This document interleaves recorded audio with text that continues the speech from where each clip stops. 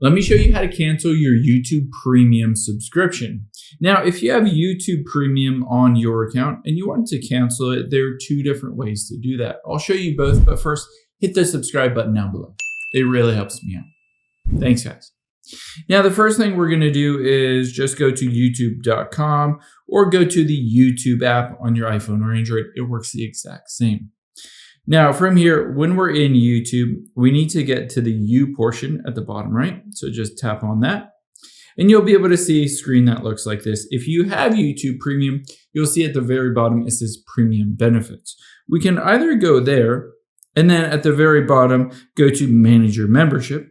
Or if you don't see that, you can also just tap on the gear icon at the very top right, and then tap on Purchases and Memberships.